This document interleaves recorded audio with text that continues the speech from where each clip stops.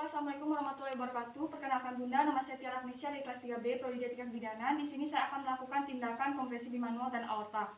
Baik, yang pertama persiapan alat dan bahan. Di sini sudah terdapat sarung tangan steril, kemudian ada sarung tangan panjang, ada spade yang berisikan dengan cairan ergometrin, kemudian ada kasa, ada kateter, kemudian ada bak instrumen, bengkok, kemudian ada larutan antiseptik yang berada pada mangkok kecil, kemudian ada kapas DTT di dalam kom tutup, kemudian ada tensimeter, ada stetoskop, kemudian ada cairan infus yang sudah dipasang, terpasang pada ibu, kemudian ada alat perlindungan diri, ada underpad, kemudian selanjutnya persiapan ruangan.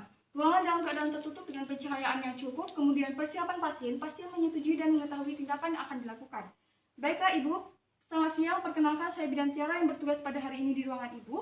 Ibu di sini uterus Ibu tidak berkontraksi dengan baik. Uterus ibu terlalu lembek, kemudian terjadi pendarahan kepada ibu-ibu. Jadi saya perlu melakukan tindakan kompresi bimanual dan aorta untuk menghentikan pendarahan tersebut dan supaya kontraksi uterus ibu membaik ya Bu ya. Ibu tidak perlu khawatir, saya akan melakukan kerja ini dengan sebaik mungkin. Apakah ibu menyetujuinya? Ya bidan, saya menyetujuinya. Kemudian selanjutnya itu kita melakukan tindak persiapan penolong. Penolong memakai APD.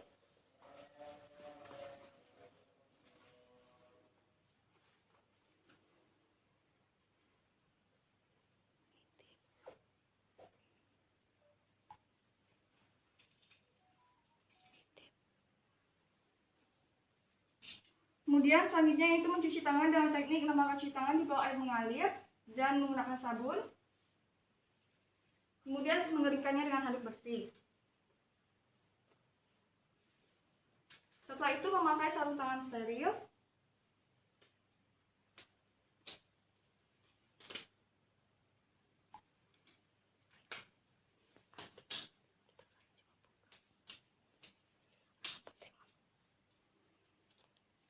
Kemudian selanjutnya yaitu kita lakukan pastikan bahwa kandung kemih ibu kosong. Kita tekan kandung kemih ibu. Apabila kandung kemih terasa keras, berarti perlu dilakukannya kateterisasi. Namun apabila kandung kemih ibu kosong atau tidak teraba keras, maka tidak perlu dilakukan kateterisasi. Di sini kebetulan kandung kemih ibu teraba kosong, jadi tidak perlu dilakukan kateterisasi. Kemudian selanjutnya itu kita lakukan pemeriksaan. Pastikan ibu mengalami pendarahan dikarenakan dengan atonia uteri. Di sini kita ketahui bahwa atonia uteri itu disebabkan oleh karenanya kontraksi tidak baik dan teraba lembek pada uterus ibu. Di sini uterus ibu teraba lembek sehingga kontraksinya tidak baik, kemudian terdapat perdarahan. Kemudian ini dapat dipastikan bahwa ibu terkena perdarahannya disebabkan oleh atonia uteri. Kemudian selanjutnya kita pastikan bahwa infus sudah terpasang. Di sini infus sudah terpasang dan sudah didripkan tadi dengan cairan ergometrin, kemudian cairan oksitosin. Kemudian selanjutnya kita lakukan injeksi pada paha ibu dengan cara ergometrin secara IM. Permisi ya Bu ya. Kemudian jangan lupa untuk mengaspirasi.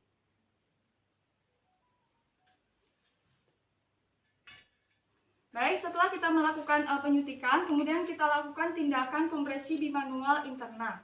Baiklah, selanjutnya kita melakukan pemeriksaan pada vagina ibu apakah terdapat gumpalan dengan menggunakan kasa. Kemudian kita celup dengan larutan antiseptik, masukkan secara perlahan secara obstetrik. Kemudian kita lihat pada bagian mulut rahim. Bila terdapat gumpalan kita keluarkan. Setelah itu kita melakukan cuci tangan ke dalam larutan klorin, atau bila perlu kita lepas pakai sarung tangan, keringkan dengan handuk. Kemudian selanjutnya itu kita memasang sarung tangan panjang.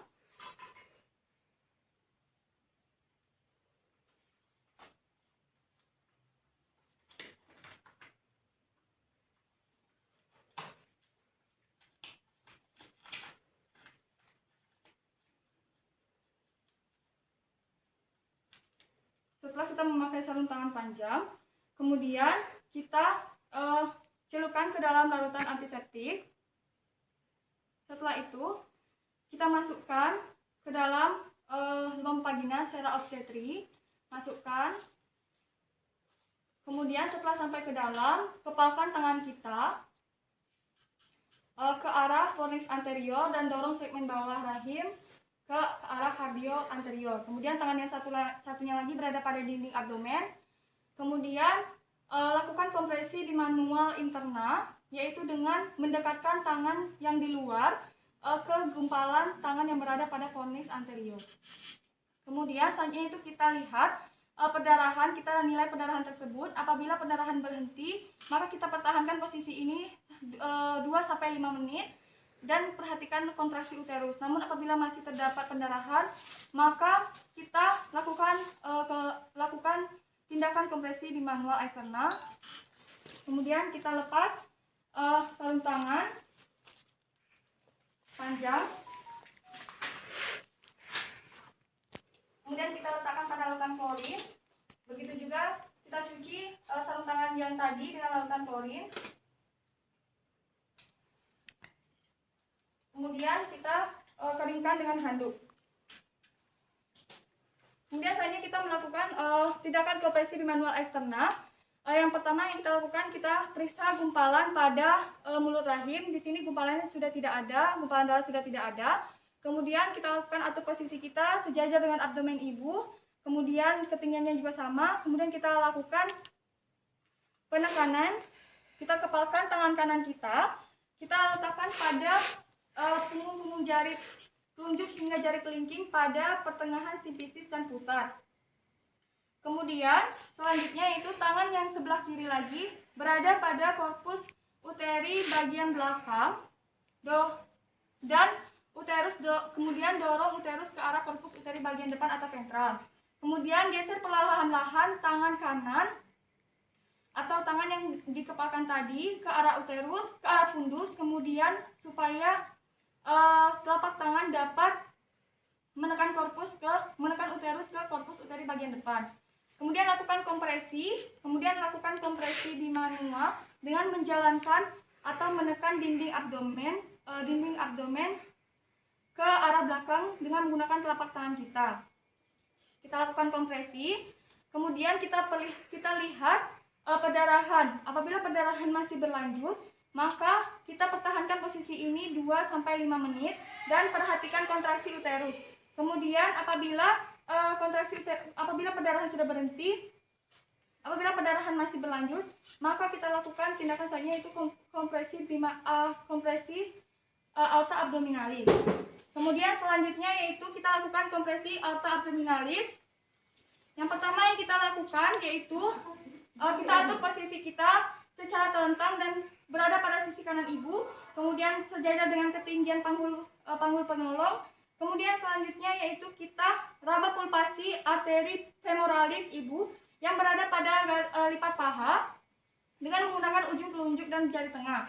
Kemudian selanjutnya yaitu apabila sudah menemukan arterinya, kita pertahankan posisi, kemudian kita letakkan tangan yang satunya lagi pada umbilikus, tepat pada umbilikus. Kita tekan pada umbilikus hingga mengenai kolumna vertebralis secara tegak lurus. Kemudian kita dorong tangan kiri kita yang sudah kita kepalkan, dorong hingga mengarah pada bagian keras pada tulang belakang atau sumbu ibu, maka tekanan pada arteri femoralis akan berhenti atau berkurang. Kemudian selanjutnya kita lihat apakah perdarahan ibu masih berlanjut atau tidak. Apabila perdarahan sudah berhenti, maka kita pertahankan posisi ini dan kita lihat lakukan masase uterus sampai kontraksi uterus membaik. Kemudian apabila pendarahan masih berlanjut, maka kita lakukan rujukan. Selanjutnya yaitu kita lakukan perubahan perdarahan per vagina. Di sini apabila darah masih berlanjut dan kontraksi uterus tidak membaik, maka kita lakukan pemberian preparat prostaglandin. Namun apabila kontraksi uterus sudah membaik tetapi perdarahan masih berlanjut, maka kita lakukan kompresi bimanual eksternal. Kemudian apabila tidak bisa dilakukan secara terus-menerus kompresi eksternal tersebut, maka kita berikan tampung pada uterus vaginal ibu. Baiklah, kemudian kita melakukan pemantauan TTV setiap 10 menit selama 2 jam. Kemudian kita lakukan catatan tindakan dan hasil pemantauan. Kemudian kita membereskan alat dan bahan. Baiklah Bunda, itulah yang dapat saya sampaikan. Lebih dan kurang saya mohon maaf. Wassalamualaikum warahmatullahi wabarakatuh.